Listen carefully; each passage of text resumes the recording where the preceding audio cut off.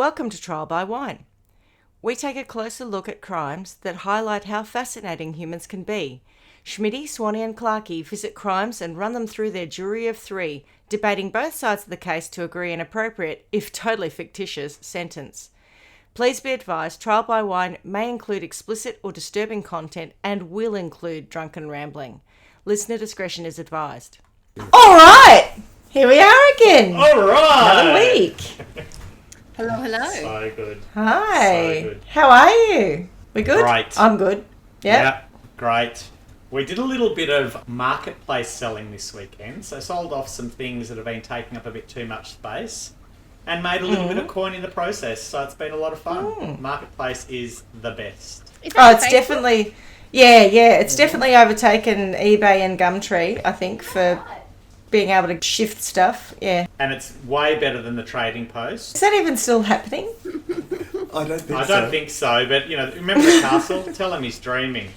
Jousting sticks. Now, I reckon you could get jousting sticks on Marketplace. Wait, isn't that up near Eildon? Bonnie Doon?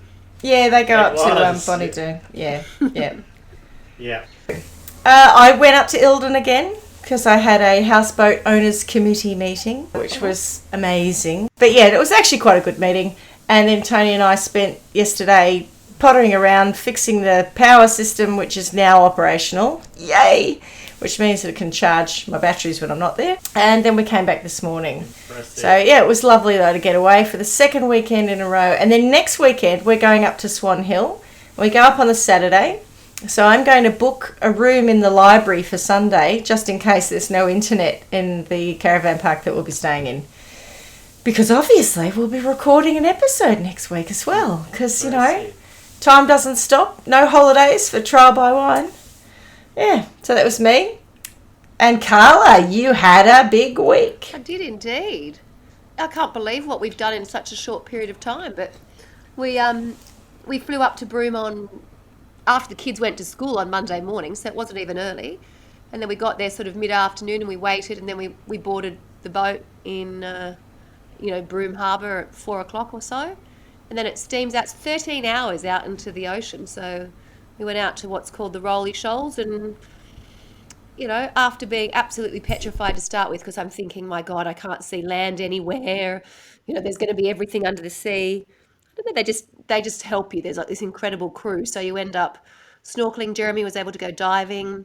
I went fishing, albeit, a junior version, but it was fabulous. It was a lot of fun. And then we flew back in. You go back to Broome overnight on the Friday and flew down to Perth yesterday afternoon. All done.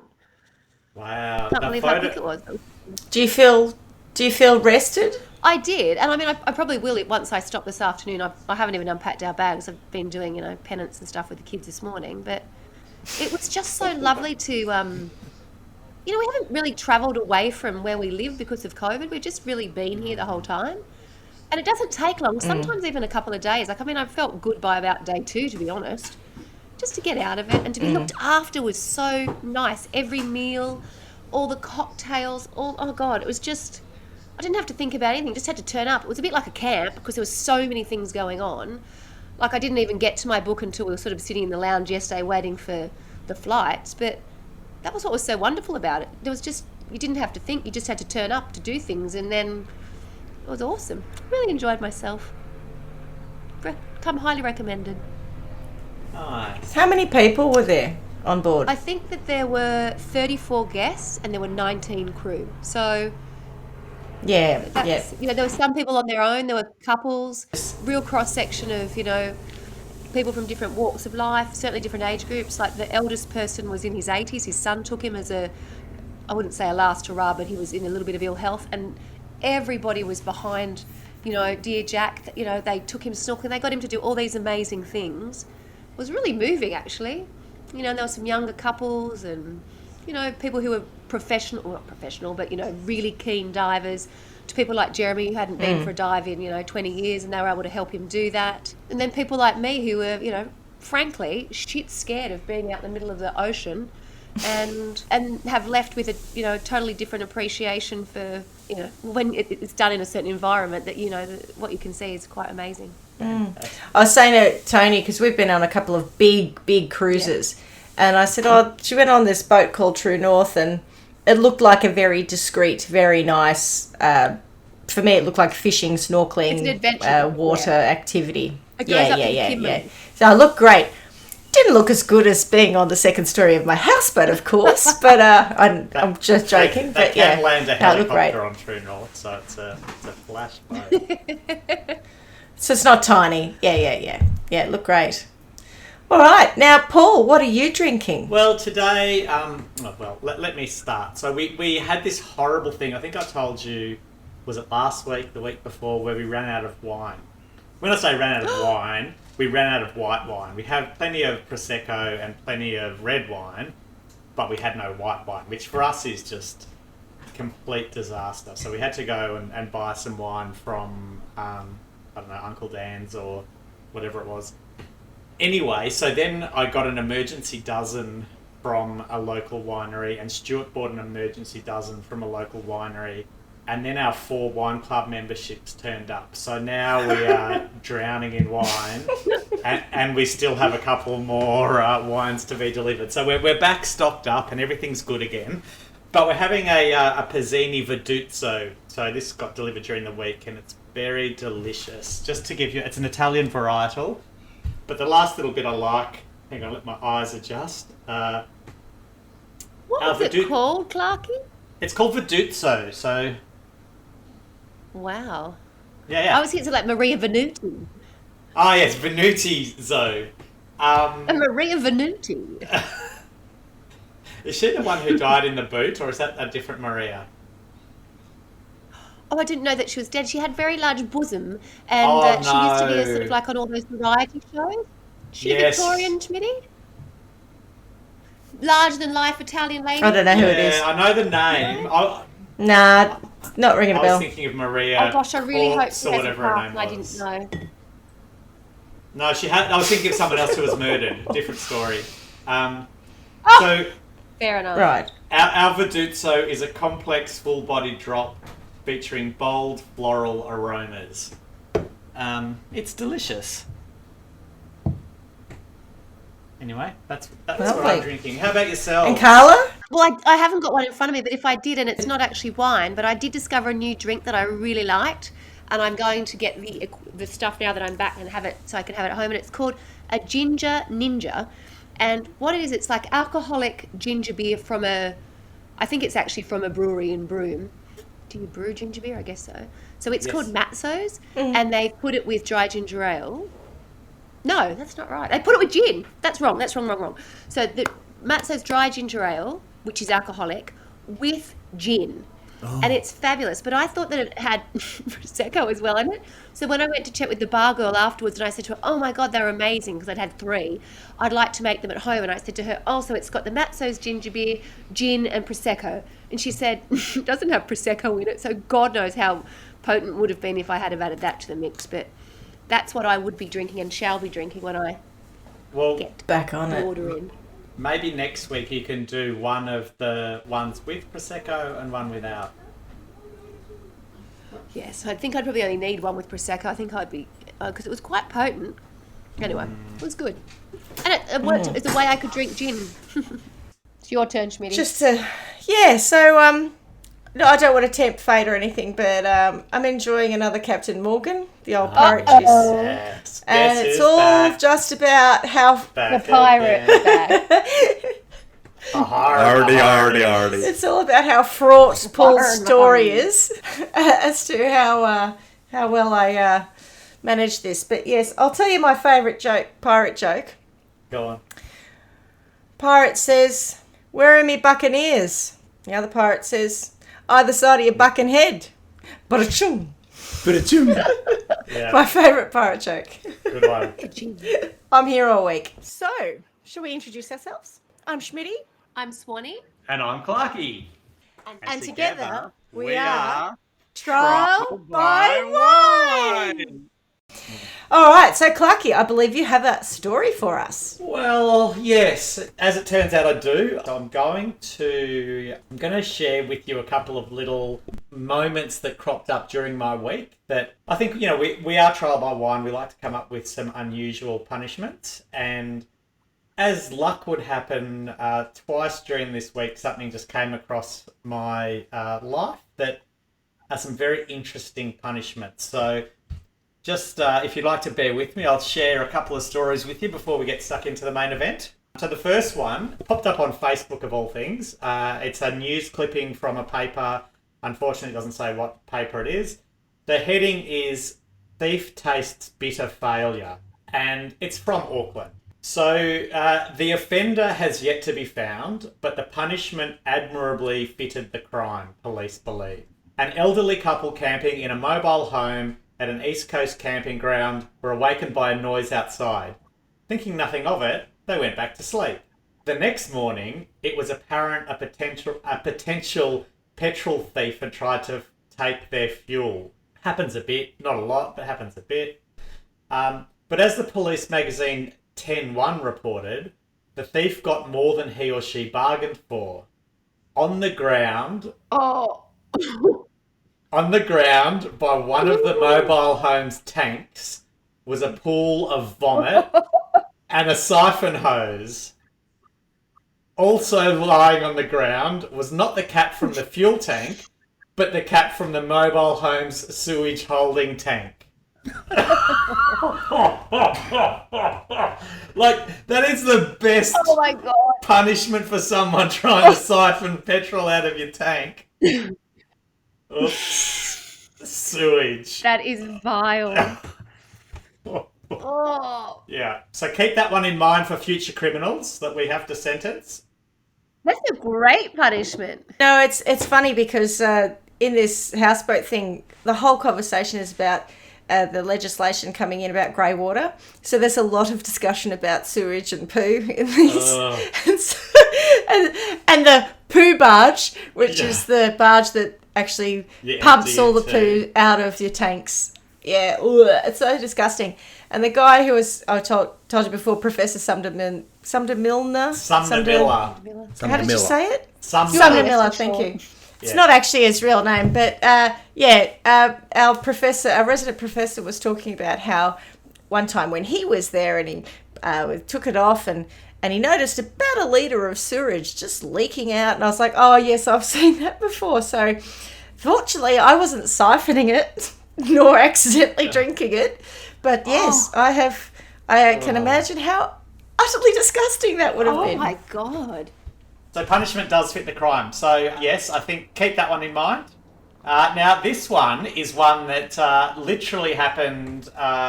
This is published on the 3rd of November, so quite red hot as we record.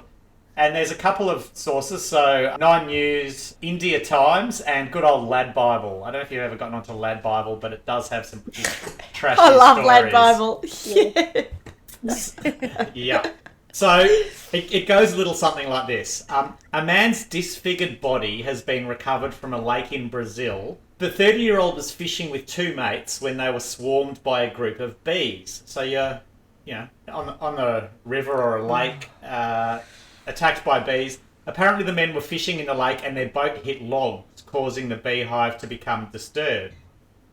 In an effort to get away from the attack, they jumped into the farm lake in the municipality of Brasilândia de Minas Gerais. I am going to absolutely ruin any kind of... Nailed it. Did I? Portuguese. And any foreign language, I will ruin. And bear in mind, my next story is from Malaysia, so this will be a common theme throughout today's episode. But just sit back and enjoy it. Estados de Minas reports the 2 friends managed to swim to safety. However, their pal couldn't be found. The fire department was called to help find the bloke, and an officer was about to dive into the lake when they were told it was full of piranhas. Oh my God! Oh. The body was eventually found 4 metres away from the shoreline over the weekend, and authorities could immediately see the carnivorous fish had made a meal out of him. Newsbeater reported the fish tore open several parts. Newsbeater reports the fish tore open several parts of the body and tore open the right side of the face. Authorities were initially uncertain about whether the man died as a result of drowning or whether he was feasted on by the fish. I feel like either way he was feasted on by the fish. However, it was noted that the young man was in a boxer position, which is a typical position for drowning victims. Apparently, I googled that. I could not see any evidence of it, but let's go with it. So the man's body was eventually handed over to his family so they could perform a funeral. The South America's Amazon River basin is home to about 30 species of piranha, who are terrifying fish that sport razor-sharp teeth and are known to be able to easily rip through flesh. Apparently, attacks on humans are extremely rare. However, they can happen when people get into unfamiliar water. Imagine that. You're fishing. I used to have a terrible fear of piranhas as a child. I still have a terrible fear of I piranhas. know, but it's not like they're going to be around in like Australian water. But I remember being very aware of piranhas as a child for some reason. Yes. Was that because you saw the film Piranha? Because I did. Well, I and it probably didn't terrified watch it me. because I probably never watched anything that was a horror movie, but I would have been aware that it was around if people were talking about it. So possibly. It's like Cujo. I was also terrified of that all dogs had rabies. So yeah, probably. St. Bernard's. Yeah. Yes, well, there you go. You're affected. Like Jaws. I'm terrified of Yes, of course. the sea as a result. For sure. Which Basically, would just don't get what's wet. happened over here. Oh, Yes. Port Oh, Beach. no, another one. Yeah, Port Yeah. Beach. North we're Beach. still looking for the man. So, just that one. Oh, that one. so this guy got, like, just to confirm, he got multiple stings from bees, which are extremely painful, jumped in the water, and then got eaten by piranhas. Like, you couldn't have a worse day. That's exactly Oh, but he also right. may have drowned in between. Yeah. So, you know, And maybe drowned. He He might ma- have been a triple threat on Yeah. bees dying and piranhas. I mean, what are the likelihoods of those things taking you out? may or may not have felt any of the piranha nibbles. May have felt every single one of them. I Who hope, knows? yeah. Oh, God. So I just kind of thought, you know, like we often talk about obscure punishments, and I feel like we could actually make that if we had obscure punishment world as a like Disneyland kind of thing, that could be one of the rides where you go fishing, you get attacked by bees, you then end up in the water, and then you may or may not drown, but you'll definitely get eaten by piranhas. I like it. All bases are covered.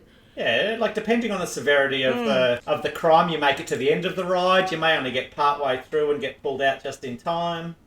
May just lose a leg. It needs a little, a catchphrase, a little name like the Brazilian. Just leave it at that. Yes. Because Yes, good point. you'll end up That bare. itself. You'll end up bare by the end of it. Those piranhas will do that to you. Oh, stop. Right. Anyway, so they're just a couple of little stories I thought I'd share with you before I got into the real thing. So. While you're contemplating the most macabre theme park ever. Yes. I think we could keep adding to that. Anyway, so today's story comes to us from Malaysia, and it's about a lady who is named Mona Fandey. I've got a little story to play for you first. Not a little story, a little song to play for you first. And we're going to incorporate it into a game, and I'll give you the first little bit of the story before we get stuck into the song, and then we can play the little game. Okay. So, Mona... I'm already tense. You're already tense, did you say?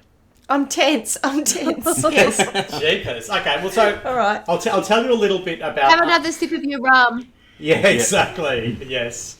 So I'll give you a little bit of background. So Mona wasn't her real name. So her real name was Masna Ismail, and she was born on the 15th of January 1956 in Kangar, Federation of Malaya. And from an early age showed an intense passion for singing, dreaming of one day becoming a famous singer. In the early 1970s or early 80s, she met and married Muhammad Noor Afandi Abdul Rahman, who promised to help her become a pop star. Shortly afterward... That was just one person? Correct, yes. Yes, with a very big pause in there, yes. Just to clarify. I could take a deep breath and try to say it all in one if you would like. But I'm trying... If you wouldn't mind, let's see if we can get through it before passing out. Just bear in mind, I'm trying to concentrate breathe and say words that I don't really understand. So hang on, we'll give it a go. My time. And not trying to be culturally inappropriate as well, of course. Oh well, yeah. That's a very tight rope we have to walk. That cultural inappropriate bit, I'm not struggling with so much. So anyway, she met and married Muhammad Noor Afandi Abdul Rahman. Well done. Got it. Yes. So he promised to help her become. We'll call him Mo for short. Yeah, Momo. Mo. So he promised to help her become a pop star. Shortly afterward, Masna changed her name to Mona Fandey, and with funds from Afandi, released a studio album titled Diana. During her time as a singer, she also made several television appearances. But unfortunately, and you're going to be shocked when you hear the song, she was not successful in the music industry. So Can I just interrupt for a second? This isn't that recording of, it was something like Malaysia's Got Talent or Someone's Got Talent, and someone sings... You're thinking of Ken Lee, aren't you? Mariah Carey. Ken Lee! Ken Lee! Dibby-dibby-da-doo! Yeah, I thought it was Ken Lee. Lee. It's not Ken Lee. No, but that is absolute gold. I knew where you were going with that. So, anyway, let's play Diana, but I want you to just hear a little bit of the song. We'll maybe give it, 30 seconds.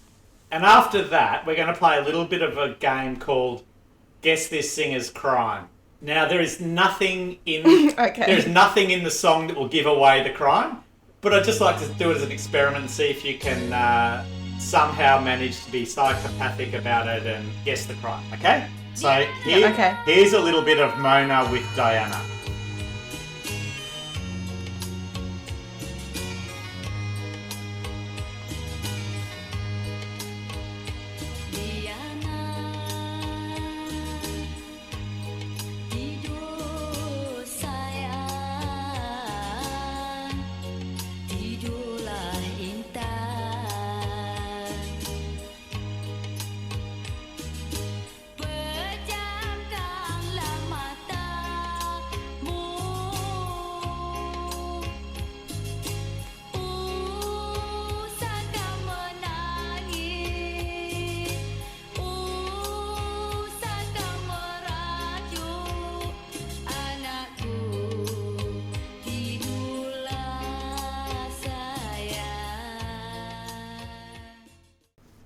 It's so hard to work out when an appropriate time to stop is when you don't understand any of the lyrics. Well, it's not as bad as Friday, can't wait till Friday, or whatever that terrible song was. Saturday, Sunday. And it's not Gangnam Style. I think it's fair to say that Muhammad, or whoever her husband was not Simon Cowell when he was going to get her into the music business. Yes. He's got Malaysia's Simon Cowell. No, I think you're on the money there. Guessing he overpromised and underdelivered on any commitment to get her to be a star. Perhaps. So now you've heard a little bit of... Why is she dressed? She seems to be wearing a tie around her head. Is she trying to be like Rambo styling? Yeah, foxy 80s, like, let's get physical, that kind of headband. Or a little bit of either that or Malaysia's version of Danny Minogue singing This Is It. Remember she was dressed up like a pineapple on the beach? Vaguely, yes. There's a little bit of similarity, although I did like Danny's song better. Anyway, there you go. Yeah, I didn't really like Diana. Diana! That first one's a little bit scary, I think. Just comes out of nowhere. So anyway... It's very haunting. I think that was a word that did come to mind. Haunting. Yes. It's like, Yes. So given... Diana a lady's name in Malay? Well, I wondered if it was about Diana, as in Princess Diana. Princess. As opposed to what? Dirty Diana? Which could also be the same person. We don't know. There is nothing to say that Michael Jackson didn't write that song about Diana. Well, nothing. Maybe he. Yeah, nothing perhaps. Nothing in front of me right now. There's probably a whole lot of fact that would say otherwise. But yes, nothing in front of me right now. Anyway, so now let's play the little game. So, what is the crime, do you think? Fraud. Fraud? Right. Oh, that's deep. Yeah. Well, she's certainly not much of a singer. A fraudulent Bit of fraud going singer. on. Yes. I like it. Yeah. I like your logic. Yes. Did we know if the song was recorded before the crime or after the crime? Definitely before. I'm just trying to listen to her state of mind when she's singing this hauntingly beautiful song. Yeah, no. This is when she still thought that she would be the next big thing. Or maybe hoped that she'd be the next big thing. Oh, so this is pre-crime. Okay. Bank robbery. Bank robbery. It's interesting, you know, because there are kind of elements of both of that in this story. So I'm going to go with well done to both of you. Neither of those are the crimes. I was thinking on the lines of sort of money and stardom, maybe somehow, you know, trying to get some You're ill-gotten gains, you know. Well, you're both on the right path then. However, that's not the crime. Neither of those are the crimes she was convicted of, but she definitely, in my opinion, committed both of them. So now you've heard Diana, great song. So after that, Great song. Unfortunately, she was not successful in the music industry. I know you're both shocked, but you know we can move past that. So the couple were forced to look for other means of income. So I've tried my hand at being a pop star. Can't do that. So what I'm going to do, me being Mona when I say this, is I'm going to become a Malayan shaman and a medicine woman because witchcraft is popular in Malaysia, or certainly was at the time.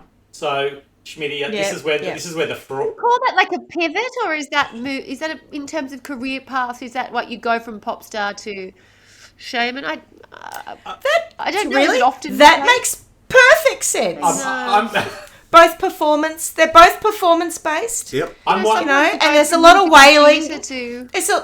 There's a lot of wailing in shamanism. I'm sure. So I can see it. I can see the connection. So I'm just wondering. It's a really good question. Maybe we should go back and look into the career advice you get in Malaysia, because maybe that is actually a well-known career path. Maybe it's complete 180. I don't know that, but happy to go with either at this point. But Schmitty, I guess it's a little bit like, where you have the pop star, actress, model. In Malaysia, you have the pop star shaman, whatever. Exactly. She's going to commit. It's just, oh God, another one. Oh, she'll be an influencer next. Yeah, that's right. Oh, that old chestnut. Was she the trailblazer? The influencer. Yeah, was she the trailblazer or was she the follower? Who knows? But absolutely. I think that's an ad. She's been paid for that one. She doesn't really believe in that product. That's right. Old Mona. Yes. So anyway, she began offering her services, and when I say her services, I mean her shaman and medicine woman services, for those of you with a dirty mind, to many wealthy and powerful clients, including high-ranking politicians. Wealthy clients would pay large amounts of money for the couple's services, gaining them mass wealth very quickly, with the two purchasing several mansions and luxury cars. So I'm going to go with that's the fraudulent bit. What were they doing? They were offering... Yeah, I agree. What does a shaman do? Sorry, just remind me. Cure them. Well, I don't know, but I've heard other stories about Malaysian shamans, and I think they create spells. Yeah, it's that sort of thing. Like love potions and things like that. Oh, okay. Yeah, they're a witch doctor. Don't the shaman also sing Ebenezer Good, or was that a different band? He's good. That's it. Oh, is Ebenezer Good? Was that the shaman? That's it. I had the single. Did you? Yes. Is it the shaman really? Are you checking it? It must have been from like about 1991 or something. Yeah. Ebenezer Good. Oh my God. Is it the shaman? It was the shaman. Yes. Nailed it. Not the Malaysian shaman or the Malayan shaman, just the shaman. Oh, I thought they were English. No, actually a Scottish electronic dance band. So there you go. There you go. I would have said English. There you go. They were Scottish. The Scottish shaman. Right. So as you were saying, she left the music business and became involved in spiritual witchcraft activities and was known to be a bomoh. Maybe BOMOH, bomoh. So she began offering her services to clients mostly from the upper class society. She also claimed to have provided political clients in the ruling UMNO party. That's actually, when you read it, I thought it was a card game, but it's not it's No. Party with a variety. No. No, thanks. I don't want your shaman services. No. They actually must have all said, yes. So she claimed to have... Can I ask a question? Sure. Sorry, Clarky, coming back to the career path, I know she's made a pivot.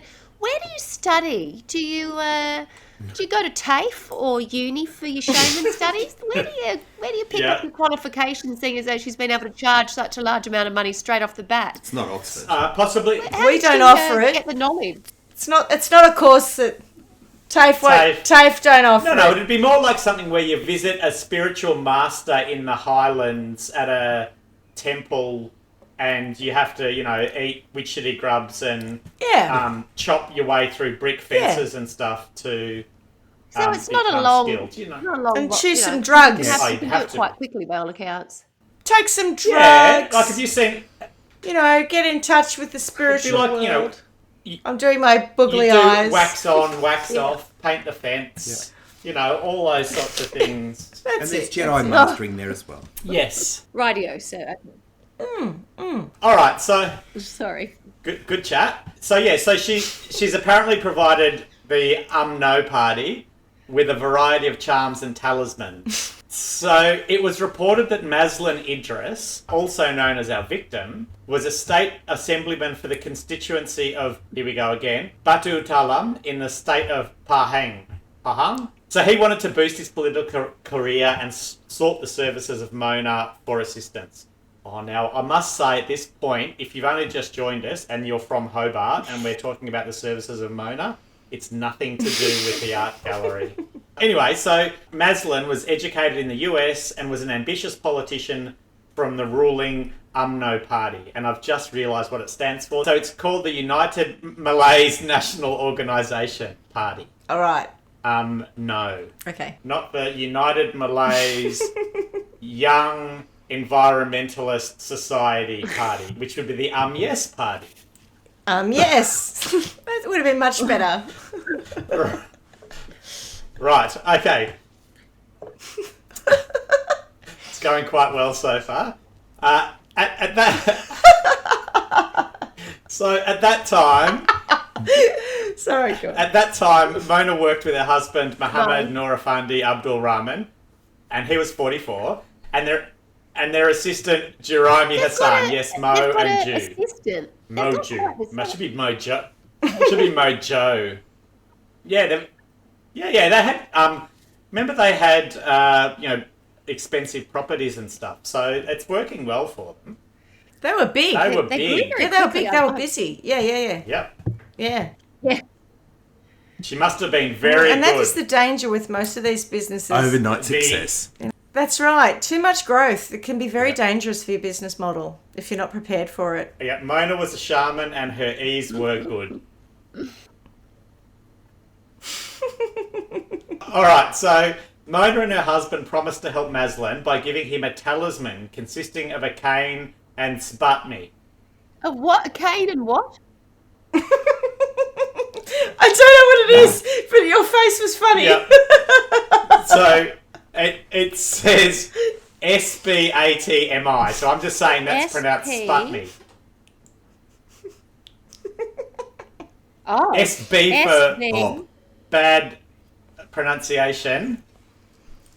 Don't sput me, sput you. Spat, like SBATMI. M-I? MI. It's headgear. MI, yeah. Right. Ironically, if you say it backwards, it's I'm tabs, which sounds a little bit like the E's were good. But anyway, they were going to give him a talisman consisting of cane and sputney headgear, which was supposedly owned by former Indonesian President Sukarno. Mona convinced Maslin that he would be invincible if he held the talisman. In return, Mona demanded 2.5 million What's that ringgit. worth? About $60? Maslin paid the couple $28. 28. You're going to have to Google that one for me. I did actually. So 28 No, bucks? I did. 28 bucks. No, I did 28 bucks actually look Australian. at it, and I don't think it was that bad. It's like reasonable money, Let's have a maybe look. I like don't know. Is it 20% or Australian something. ringgit?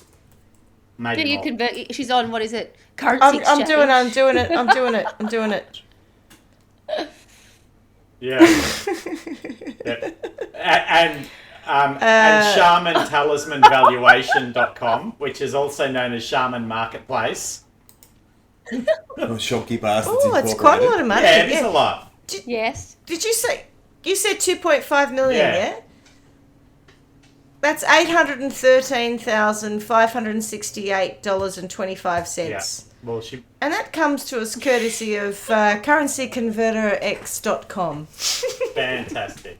In return, she demanded 2.5 million ringgit. He paid the couple 500,000 ringgit as a deposit and gave them 10 land titles as surety for the remaining 2 million Wow. ringgit. So, like, it's, it's all legit. It's all happening. So, they then had him come up to their home where the three of them were, because they had their assistant, because, in any good shaman ritual, you need an assistant. So an appointment was made for cleansing rituals to be performed at Mona's house. Maslin was told to lie on the floor face up while Mona placed flowers on him. She then told Maslin to close his eyes and wait for the money to fall from the sky.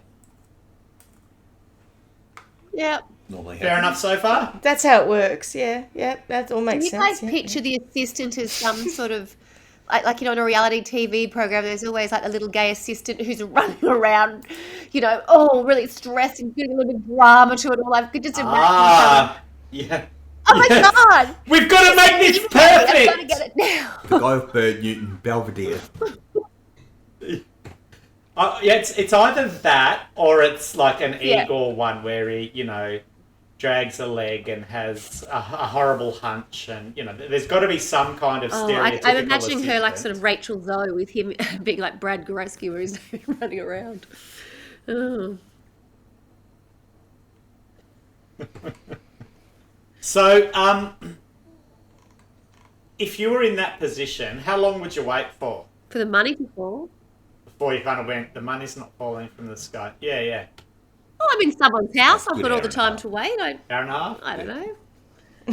I would assume it would take a while. Are they putting on the drinks? Probably depends how good the ease were. Was he there alone, or they sat there waiting for the money to come from? Yeah, no. Look, the question is kind of, it's a moot point because But there was a roof. whilst he's lying there waiting for the money to fall from the sky. It's on the roof outside. Yeah, that's right. But while he's lying there waiting, Yeah. Open the window. that's Jeremy, the assistant, using an axe, chopped Maslin's head off. Oh my God! I wasn't expecting to go there. Oh, Jesus. That escalated quickly.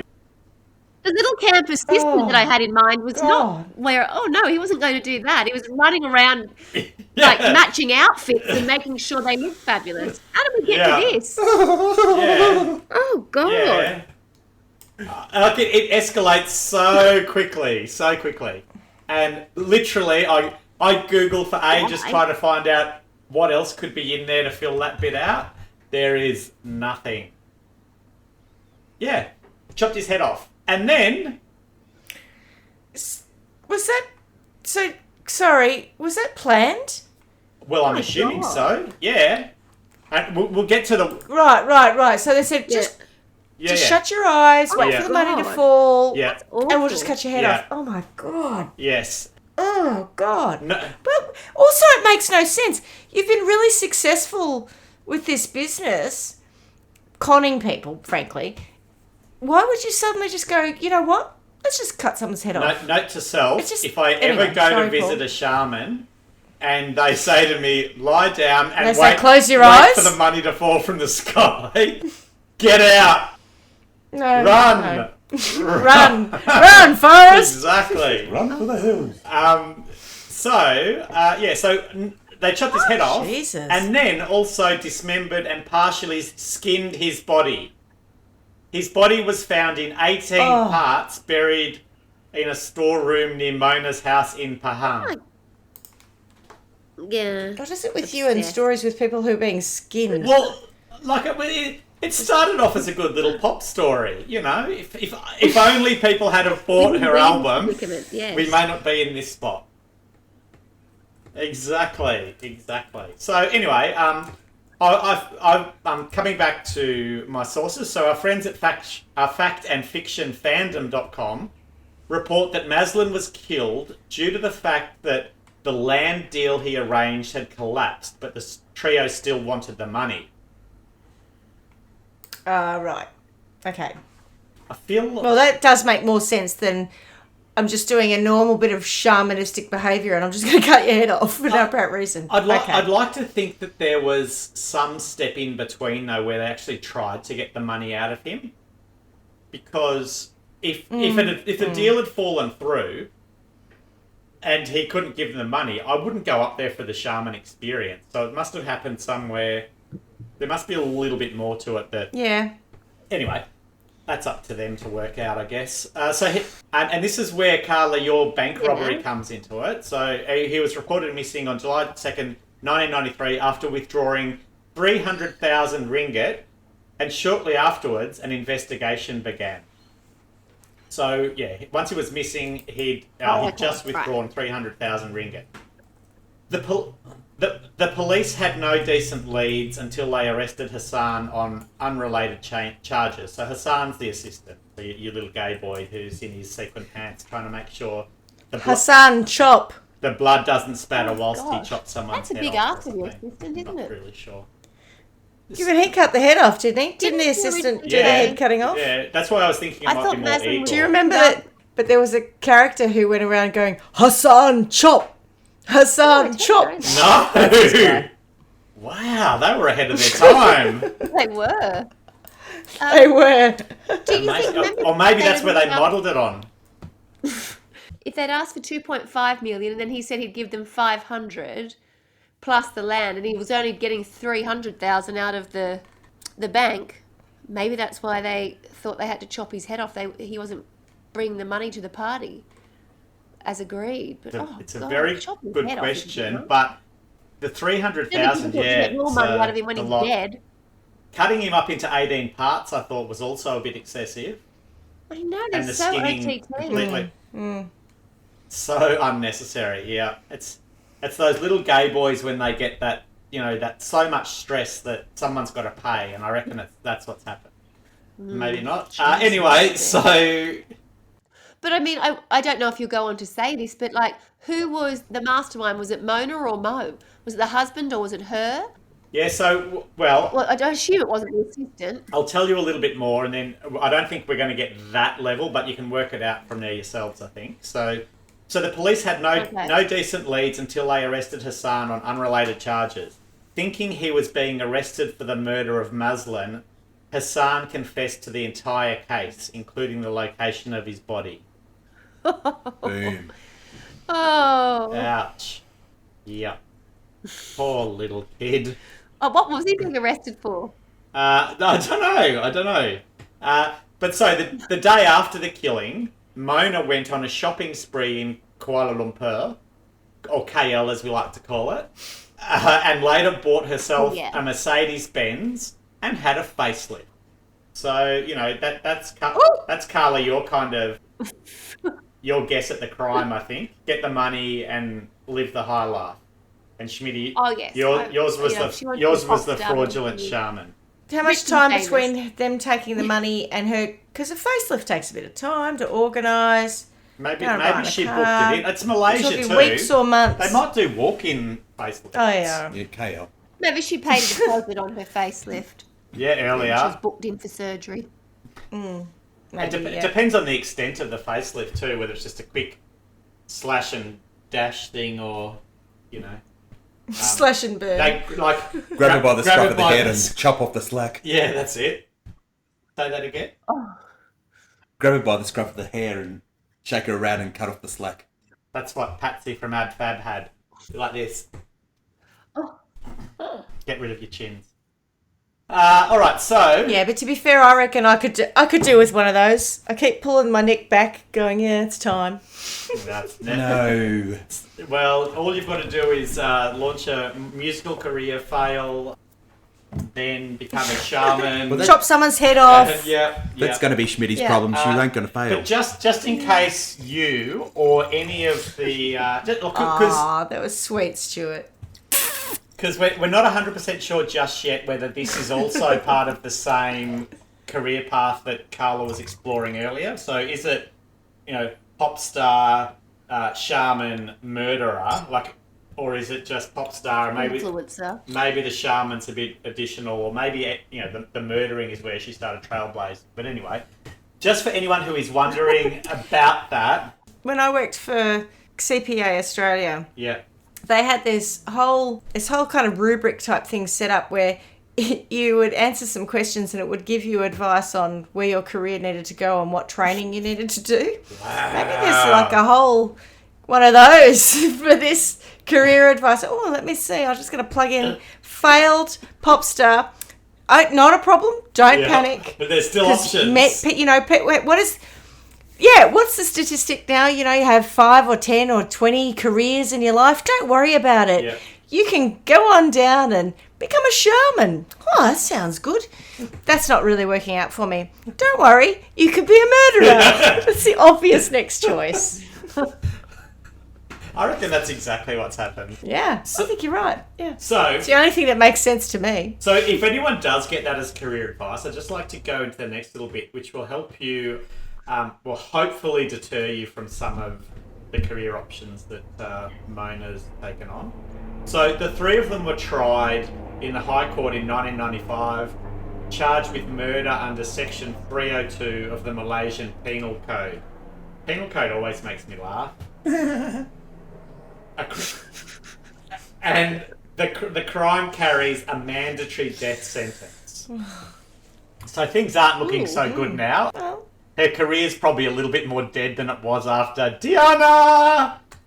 So the trial was... Ba-da-ching. Probably the opposite. Now she probably has a level of infamy that she never had before, so she probably quite likes it. It's funny you say that. It's funny you say that. The trial was a media sensation.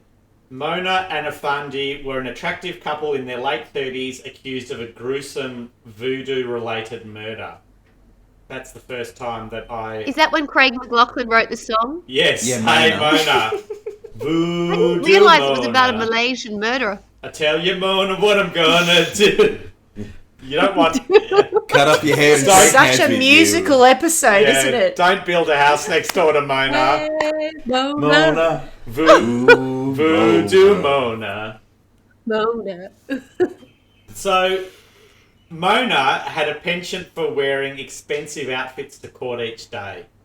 Unlike most people on trial for their life, she always had a smile for the media and seemed to revel in the attention.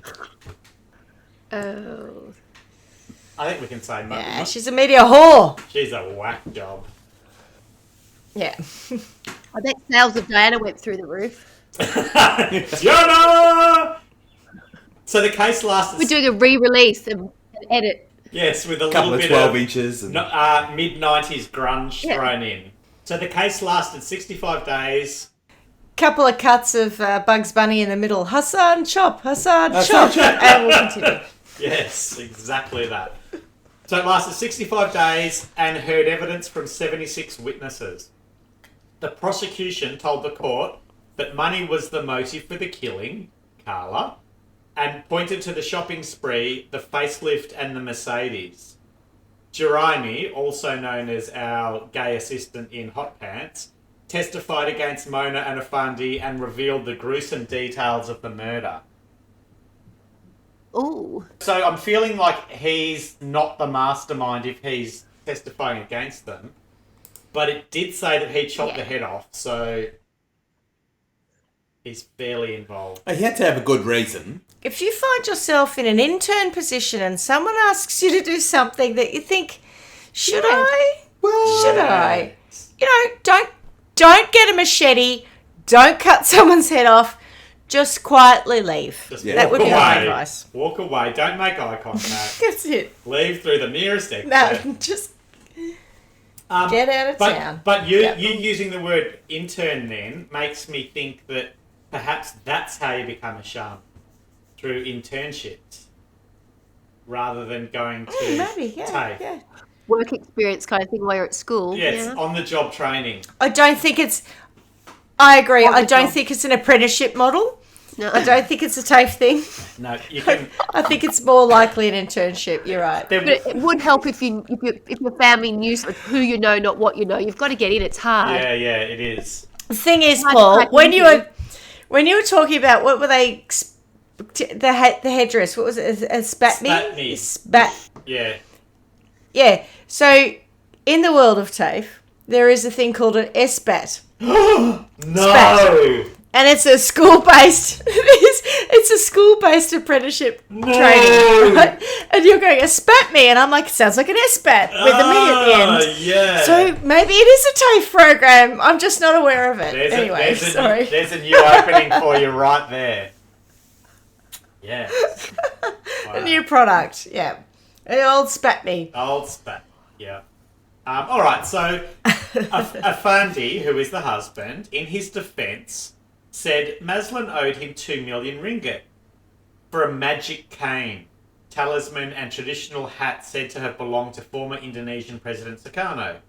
Mona testified that she also gave talismans and charms to several other UMNO politicians to boost their popularity with the electorate.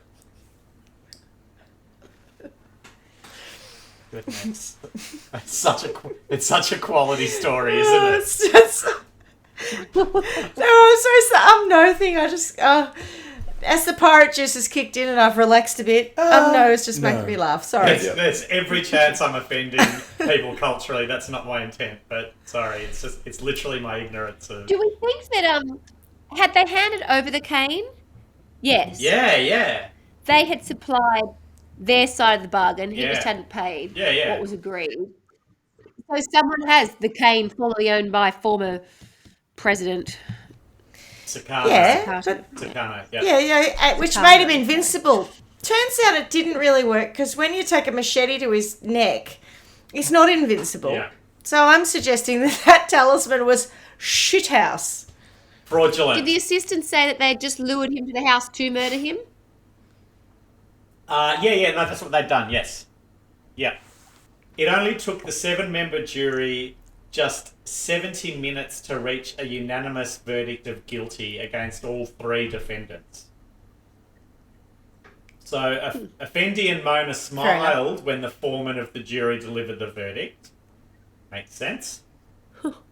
Batshit crazy. They're psychos, aren't they? Uh-huh. Exactly. Uh-huh.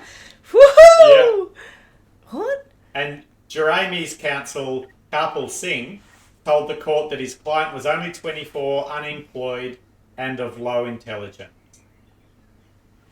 It's funny because that's it. It's not funny. That's it. That's Funny, it not for funny. the paragraph. I feel like that should be, and therefore you shouldn't. We should be Kill nicer, him. like be kind to him. Yeah, Yeah. You could send him on the piranha ride, for instance. Some bee stings. Yeah, a couple of And see bee if he's stings. got anaphylaxis from it. Yeah, that could be fun. And if that Take his chances with some bee stings. Yeah, with a if Yeah, it doesn't with a work, faulty just rock the EpiPen. boat and chuck him in there. Feed him to the piranha. Why not? So the judge then asked them if they had anything to say before he passed sentence. And Afandi and Mona replied that they would leave that to the discretion of the court. Because they literally don't care, I think. They're just weird. So there's nothing to try to defend themselves. Just going, whatever you guys reckon will be fun today. I got my Mercedes. I got my facelift. I'm all good, thanks. We'll roll with it. Yeah. No, I'm famous. I think more Yeah. importantly for her, I'm famous. I got my fame. Maybe also I have my spat me, and I'm invincible. So do what you want, mate. I'm not giving it back. Am I bothered? Exactly. Am I We're bothered? covered. I'm telling you, it didn't work. Didn't work for the other guy. Anyway, Am I bothered? Is my face bothered? not bothered. No. Not bothered, that's right. So he then passed the death sentence on each of them, that they be taken from court to a recognised prison and later be hanged till they were dead. What was the thing to a recognised prison? Yeah. Not just to a... What did she? Was that one of her stipulations? It's like it needs to be a brand of prison that people are going to know. Yeah. I'm not going to some. A famous Right. prison. Yes, exactly. I want a recognised prison. That's been my request. I want one with good that media prison. coverage. Yeah, that one. Yeah. It's got to have good media coverage or I won't go there. And Wi-Fi. Must have Wi-Fi. Immediate uploading. So after hearing her... That's right, because she's an influencer. Exactly. So after hearing her sentence, Mona said, "I'm happy and thank you to all Malaysians." She was photographed smiling as usual as she was led from the court to prison. So their appeals were heard in June of 1998. All 3 appeals were dismissed and the death sentences upheld. In April 2001, the Pardons Board turned down their pleas for clemency, leaving the way clear for their execution. Ooh. Do you want to hear a little bit about their executions? You know, we like to explore the gruesome sometimes. Why not? Sure. What else are we going to... we should, round it out. What else are we going to Well, do? they chopped someone's head off and cut him Yes. up into 18 pieces. Yeah, they got to get something. And really, like if you're Respect the victim. and if you're one of our listeners, stuck in traffic listening to this, you could be listening to talkback radio. You could be listening to drive time radio with unfunny jokes and annoying hosts who laugh too much. Why not just hear a little bit of Mona and her story? So What would Alan Jones say? exactly. He would say something like, stick a sock down her throat or make her eat out of a chaff bag. Yeah. Anyway. Kill the fuckers. Let's make what are those things called? Let's make bagpipes out of her lungs. Goodness, that escalated. That sounds very Alan Jones. I literally just made that up on the spot after your gruesome statements, but I figured it might work. The things I said were actually quotes from what Alan Jones said. It doesn't surprise me. I can't stand the bloke, so... No, I don't. Me neither. Anyway, it was your talkback radio. And by the way, I hate talkback radio. Anyway, go on. Yeah, because they always talk back. Just shut up and listen.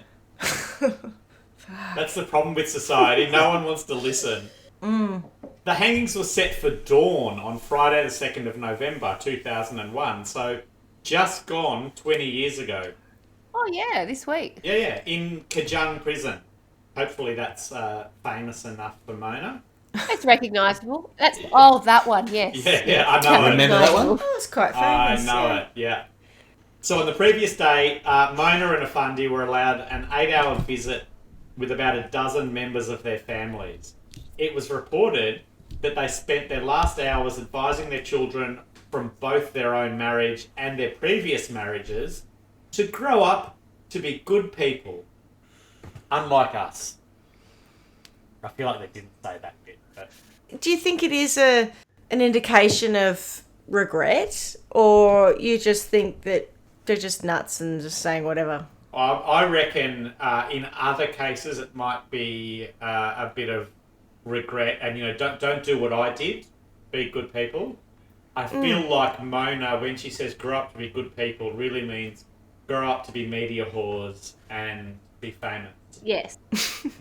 If you're not famous, you're not good people. Right. Use this platform we've created for you. Yeah. Exactly. Because by Do all what I accounts- did. Waste it. Yes, don't use... If only I could have been as famous as this when I was your age. Exactly. I tried desperately through an unsuccessful singing career. Now I've paved the path for my own family.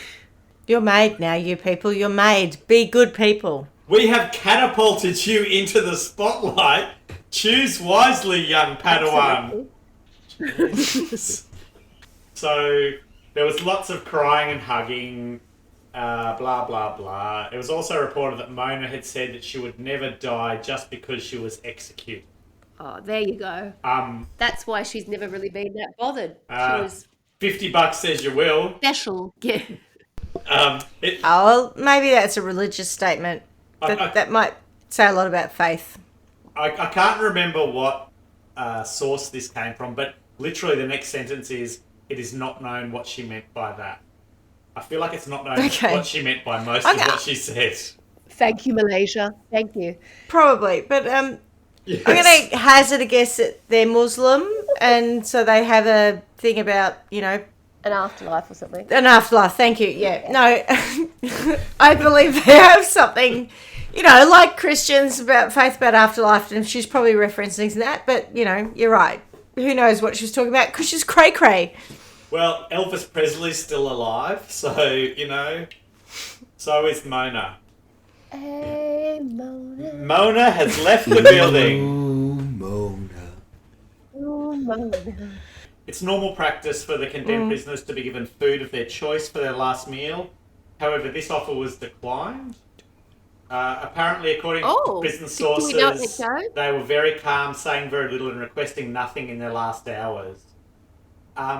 As it turns out, and Schmidty, you may... It's very early in the morning, though. Yeah, it was dawn, but, you know, you get a last meal before that. Yeah. But you know how sometimes Yeah, right. you do your research and you might have had a wine or two or whatever. I do specifically recall seeing something about KFC in there, and I wish I could have found that again to see whether they actually did request KFC or whether they said hell no to KFC, or whether maybe I just felt like KFC at the time. I don't really know, but there was definitely something Popcorn that chicken. is very non-specific. Popcorn about chicken, I'm KFC. betting. Could have been popcorn chicken. Probably know, not a right? zinger Yes, burger. Exactly. Just a couple of No zingers, way. thanks. You got to have at least 2 coffees and your morning poo. I definitely would have gone for the zinger burger. Yeah. Yeah. I reckon no. Now I'm getting into punishment. So and it's not even real punishment because we don't really even know if they wanted that. But if she did want a zinger burger, I'd probably send her an original recipe one just to piss her off as part of the punishment. But that's another story. The 3 were given a meal of KFC the night before. Yep, you're right. Yep. Oh really? It doesn't say whether it was a zinger. Yeah. Doesn't mention whether it was a zinger or that's what they popcorn had. chicken, but it was 3-piece pack. KFC. I don't know. Did they have potato and gravy? Did they go the coleslaw? Don't know. No, that'll go straight through them. Oh, it's so inappropriate. Oh, who cares? Everything's I'm so going through them. nervous. Have you? I'm so through me. When someone dies, they defecate. You know, they're shitting regardless. Don't worry.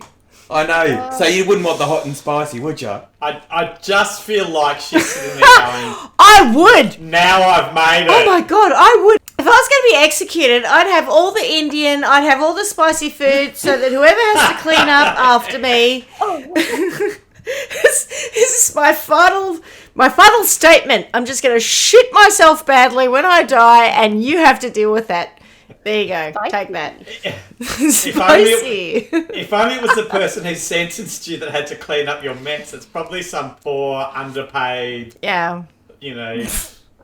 Don't care. At that point, if someone's executing me, Vegan. fucking I don't care who has to deal with it. I'm just leaving it there for them. Yeah. Take that, motherfucker.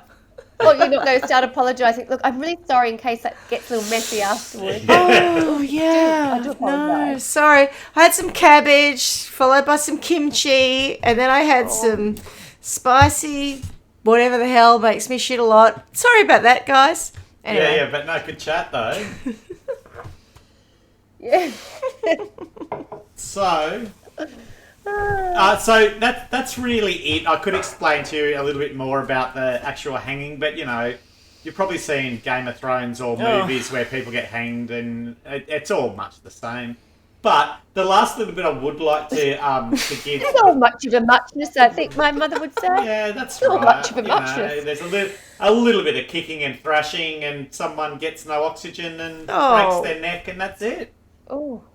Anyway, so if I'd like to think in a modern execution the neck is broken instantly and that you don't kick and thrash and Oh, gosh. choke to death. Well, You're supposed to. well, I think even If you die by hanging in this day and age, you're supposed to just have a broken neck immediately. are you? Oh. And if you have a broken neck immediately, does it stop your kicking? Who's setting that rule, Schmidty?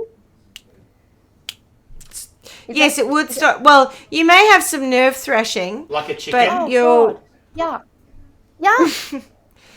There may be some nerve thrashing, but I believe that modern hanging is the breaking of the neck. You're meant to die instantly, pretty much. What demarcates the line of modern hanging? Is that something that Oh came yeah, in the, no. Well, sorry. recently? Yeah. I cannot tell you the exact year, Carla. I know but I can tell you that there was a period of time. Oh, yeah, when was the advent when of modern nooses. Nooses used to just literally choke you out, and people would, the thing about people hanging onto your legs and pulling you down to actually kill you. Basically, they were doing that as a kindness. In modern time, and Paul apparently knows exactly when that was, but in modern times they've perfected the art of hanging people so that the neck will break instantly, so that you are not torturing a person. So the execution's not meant to be torture. It's meant to be just expediting you to shuffle off your mortal coil. Sorry, Paul, what were you going to say? Carla, hanging went to modern hanging around the same time as love went to modern love, which I think was in the early to mid 80s. Maybe was it David Bowie? Modern love, yes. Modern love. Yeah. Walks beside me, modern love. Walks on by, Modern love. Gets me to the church on time. Modern hanging terrifies me. I think that's how it goes. Oh. Yes. Anyhow. So that's when modern hanging came about, I believe. So the last bit I've got for the story is there has been a movie released, and I must say that it is loosely based on the story. For those interested, it's called, and I'm going to get this wrong too, Dukun maybe, or Dukun, Dukun, which if you spell it backwards is naked, which could be someone being knackered. You're nugget. Or it could be that they're... You're nugget. You're nugget, exactly. Like It might be that. Go get nugget. Nugget. I'm gonna nut punch you till you're nugget. Or it might be the firm piece you find after you've been executed. Right. So that's today's story, everyone. Cracker. All right then. Shall we explore our sentencing for this? Yes. So there is your. You've heard your crime or crimes. You've heard how they were sentenced. You should now pick your own crime within that story and sentence appropriately. Well, I'll go first while Carla you think about it, because Clarky gave me silent going. No, because Clarky gave me some good ideas about it, and yes, as we alluded to earlier, I do work in the education space. Not going to mention my employer. However, there is a lot of compliance around education, particularly in Victoria. Oh, everywhere actually in Australia. And I'm not sure that ASQA, who are the Australian Skills Quality Authority, would have been okay with the shaman school of no regret that these people went to. Can I just interrupt? Do you think ASQA would say no to the school of shaman? Or would they say yes? Oh, I'm pretty confident that ASQA would say no. No, we're not having any of this. Oh, I'm not sure about that. I'm not from the education space, Schmidty, but I would say that I think that, they look at the education space in a different way than they used to. It used to be very academic, and now that, there's more of a sway to sort of things that are more vocational. And I think they want to give people more opportunities. So I think if, shamanism is a thing that people, started to pursue as a career, they would just want to make sure there were correct boundaries and, there was a curriculum in place so that they could actually manage it. I think that, perhaps they would say no, but perhaps in the right circumstances and the right framework that potentially they might consider it. So they might say maybe. They might do.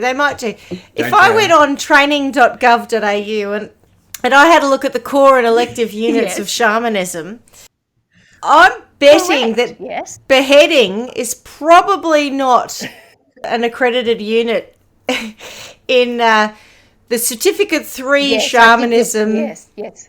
I'm just going to make up a code for that. SHA4417, whatever. I doubt that there would be a unit that says when someone is waiting for coins to fall from the heavens, cut their head off. Yeah, Yes. I don't think that is part of the accredited training That's why I package. think it's important that there is the rules. I think you're quite right. And I think if they were very clear about what all of the units were, then, perhaps it's something that would help the entire industry. That may it's all about reputation. 101. It could be Shaman. Oh no, I think that's an advanced diploma. Or you reckon? It might It's an advanced diploma. It's an advanced diploma. A doctorate. Yeah, but then you've crossed Stop boundaries because now you're talking about now you're talking about a higher education qualification, which is regulated slightly different to what I'm talking about. I'm thinking more a few days theory and a little bit of prac work. Yeah. Oh! Please don't undervalue. Like an apprenticeship work? Please don't undervalue the vocational education space. I think you find that we need at least 20 hours around this unit, which is whether or not, in an advanced diploma, whether or not, when to behead or when not to behead. And I'm pretty sure that you should never behead. Yeah, never behead. So I would say that the School of Mona, all right, up for debate for Paul, but spending a lot of time in this space, I'm pretty sure that occupational health and safety is pretty important in these things, and we want to make sure that our apprentices and students are safe. There's a lot of blood when you behead someone, and there's a lot of PPE. Gotta have the. Beheading is a legitimate way to kill chickens on a farm. It's probably also a legitimate way to kill chickens in the context of shamanism, right? So shamans will, on occasion, I'm sure, kill a chicken, cut its entrails out, throw them on the ground, and see what they're telling you. For a chicken, but I'm not sure it extends to a human being. All right, we hope you're enjoying our show. We'd love it if you would follow and like us on our Facebook page @TrialByWine and share with all your family and friends. Help us get to 2,000 downloads by the 30th of January 2022 by giving us a 5-star rating, as it helps spread the word. We can't thank you enough for your support. Now back to the show. Okay, so if I was doing this from a regulator's perspective, I would do an audit and I would determine the failings of the audit. And then I would fine the registered training organisation for inappropriate or non-compliant behaviour. So, what was it? 2.5 million. What were the units of ringgits? Ringgit. Thank you. Yeah, ringgit. So, if it was 2.5 million ringgit that they were making out of this course, I would fine them 10 million ringgit. And that is for inappropriate and non-compliant RTO behaviour. And there's my sentence. As weak and ridiculous as it is. But so, remember at the start when you tried to guess the crime based on the music, and you both did such an exceptional job of it. Schmidty, one of yours was fraud. So what if she actually never, ever got her advanced diploma in shamanism, but just said she did? Is there a crime? Is there a punishment that you give to people who say that they've had a TAFE education when they haven't? You should at least get 300 hours of boring lectures as punishment if you say that you've got an education when you haven't, surely. Just for all those people who had to go through those boring lectures to get that education in the first place. No one enjoys that. Yeah, but I think when people claim education or claim qualifications that they don't have, there's not necessarily a specific, punishment for that. I think that you are discredited. No, but they claim to... you should definitely be. But Mona's already discredited. I feel like, though, you could... Mona's a dickhead. You say you if you say you've got the education, then you're saying that you've gone through the lectures, but you haven't really. And if you have, you haven't paid attention, which I'm also okay with. But you've also got to then pass the test if there is one. But I feel like she should just get. If it was that she didn't go to School of Shaman and pass, then she should do a lot of boring shaman lectures. She's got to do a lot of theoretical work, really boring theoretical work. She's probably got to work on Moodle, which is the open source education platform. You know, you got to work on Moodle. You got to waste a lot of time, and at the end of it, we just say you fail anyway because you're a loser. Well, that's Mona done. My punishment is a little bit simpler. Yes, go. I thought what I would like to do is I would like to take it a step back so that we could have avoided the beheading, because that I find that A little too much. entirely disturbing. Yeah, a little too much. But I was thinking if we could take a step back and we could look at the politician who was corrupt, and Mona and Mo and the little, effeminate assistant. I thought, seeing as though they were all talking much shit. There was no evidence that he was effeminate. No one said that he was gay. No. Or effeminate. Sorry, because gay doesn't mean effeminate either. Before I get the emails, He was just like a real doer.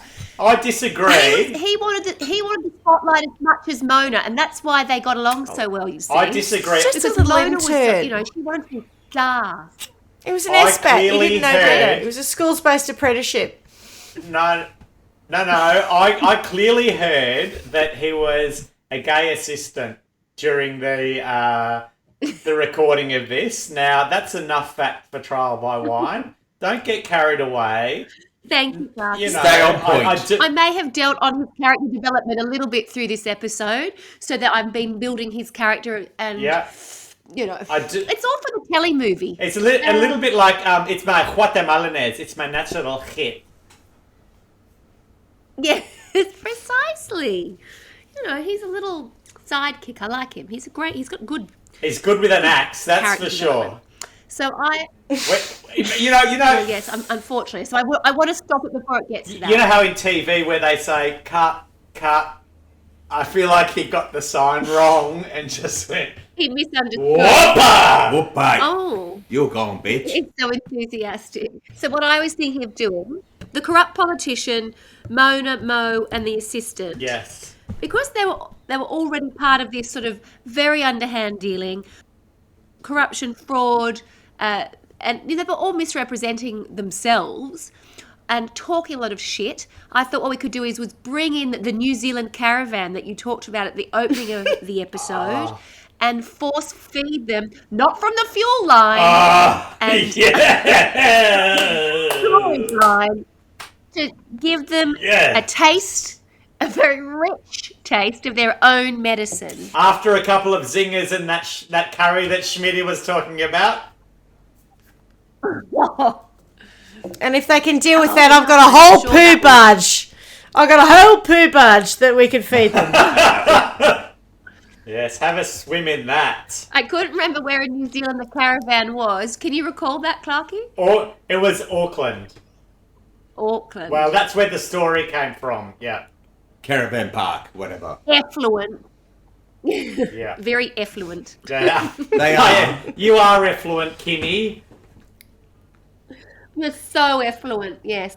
That's the thing. She wants to be affluent, our dear Mona. We'll show her how that her lying and sorcery can get her. She'll become effluent. Yes. So there you go. That's my punishment. Dole out a bit of Kath and Kim on her. Hopefully. I would hope that would set them all on the right path and then they would not have to murder someone, which I just, doesn't sit comfortably with. Don't agree with. No. No. Especially when she's so comfortable with it. I mean, she's obviously an absolute piece of work. Yeah. Piece of work being code for sociopath, but okay. Whereas, Piece of work. And he's an 8. He's an murdering, narcissistic psychopath. Yes, and our victim is a 18 piece of work. Oh, poor yes. 18-piece pack, I'd say. Too far? Is that like a Kentucky Fried Bucket? That's an 18-piece bucket. Yeah. Oh, stop it. That's an 18. Oh, no. I hope it's hot and spicy. All right, Clarky. Oh, God. It was Malaysia. Of course it's hot and spicy. I've given no thought at all to crimes or punishment with this. For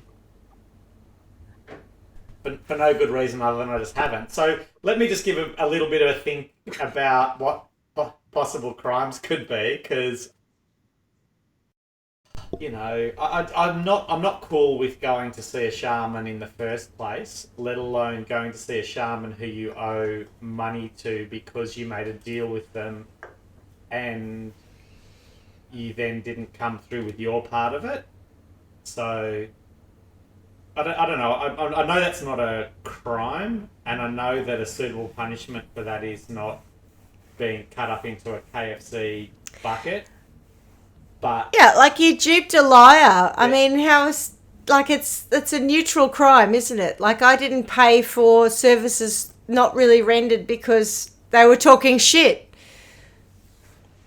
Well, no, there is that, but also it's like an escalating crime then, because you know they are not people that you want to be associated with anyway. And then if you've done wrong by them, are they just going to go, oh well, now we're even? Or are they going to go, come over and we'll make money fall from the sky? But in fact, it'll be the gay bloke. Yeah, well, he shouldn't have gone over because he was really stupid. But yeah. Oh, God. Yeah, I feel like also if you're lawyers of people who are... What did they say about that poor bloke? He was something and not intelligent or whatever. Oh, yeah. Well, I think they were I think he should suggesting that he was... He wasn't clever. yeah, a bit... It was misled as fuck, I think is the correct term. intellectually disabled, maybe. I'm gonna go with misled as fuck because that's that Fair enough. conjures up less images of people who are just challenged in life generally. So poor bloke. I feel like he needs to have a sentence on Mona and Mo because you know he's died because he did his internship in shamanism or shamanistic shamanism. Is that a Cert 3 shamanism. They did the certificate 3 it's more shamanism. like, it's sham. Yeah, but it also needs to have like a shamanistic Cert 3 in shamanism because there's actually nothing about it that is going to make you Correct. Yeah. have any kind of shaman power. So it's like a fraudulent Cert 3 in fraud or something. When I'm at work, they're talking about a hypothetical course and they say it's Cert 3 basket weaving. From here on out, I'm going to start saying, you mean there's Cert 3 shamanism? Yeah, that's our new hypothetical course. That's much better, yeah. There you go. Well done. Comes with bonnet hatchet courses. Maybe I'm not going to come up with a sentence, but maybe just some solid advice that if you're going to be a shaman if you're going to be a pop singer who then is going to go on to other careers, Australia is a good place to do that because we've seen that on a number of occasions. In fact, we just heard Christine Arnoux on the radio today, so that was really lovely. All right. Yeah. So she's now a radio Announcer. but if you're... Is she? Yeah. Fantastic. But if you're going to be someone and sing songs like Diana... and then go, this is not for me, Diana! and then become a shamanistic shaman, and your E's are actually bad, not good, and then you're going to murder someone, and murder... From the no party. Mandatory death from the no party. Correct. Not the maybe party or the yes party. If that comes with a mandatory death sentence, just don't do that in Malaysia, for fuck's sake. Like, go somewhere else. Just don't do it anywhere, frankly. No, No. Well, No, yeah, no. or maybe no. Yes, no. Your point is spot on. Maybe what I should be saying is, if you're going to do that, and that's going to be your career path, go to Malaysia because they will treat you as you should be treated. So maybe all of our failed pop singers should be sent to Malaysia just in case. Or maybe all of our failed shamans should be sent to Malaysia just in case. And that way, it'll never lead to murder. And if it does, they will never have the opportunity to release a single again because they'll be dead. Yeah. Or they should do Cert 3 basket Right. weaving.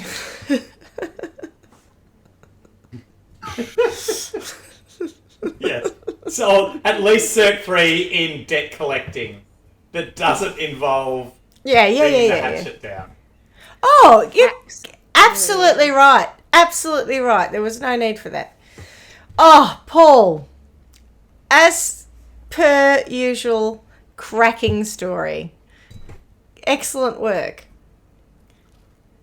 Oh, Thank you. it was Very good a, it finding was them, that's for sure. I was worried. I was worried that wasn't. Yeah, I was worried that wasn't going to be good enough. I just thought, oh, will it work? Won't it work? Chuck it in. It's probably a conversation Oh for no, after. Diana had so many facets. how could that not be good enough? No, You know, sorry, you've got a Mona, failed Mona. pop singer, you've got a woman named Mona, you've got a beheading and a KFC bucket of 18 pieces, you've got a special needs person who did that Hassan chop, you've got Hang on. shamanism. He was You brought gay. it all to the table. Well, that doesn't. All the I'm not relating the two factors. I am not relating the two factors. And by the way, no one proved to me he was gay. That's just what you two said. Just saying. So you two can on, deal but- with the but- complaint Oh no, mail, I not totally me. made that up.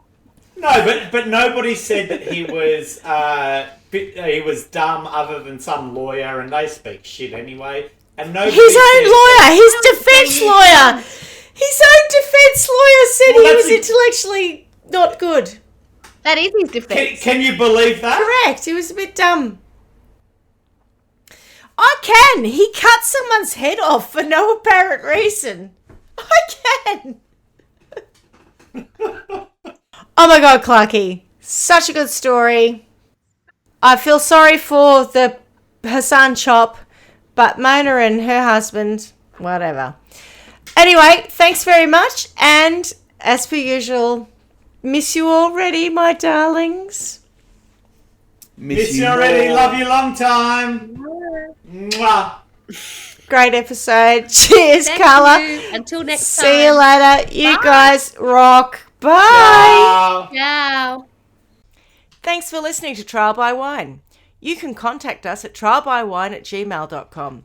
Please rate, review, and subscribe to Trial by Wine on Apple Podcasts or wherever you get your podcasts. If you'd like to support us, you can become a patron at www.patreon.com, Trial by Wine, or visit our website www.trialbywine.com to donate to us. Your support will help us cover many more cases and apply wacky sentences. We really appreciate you listening and hope you tell everyone about us. Our cover art is by John Christo and music is by Beauchamp from pixabay.com.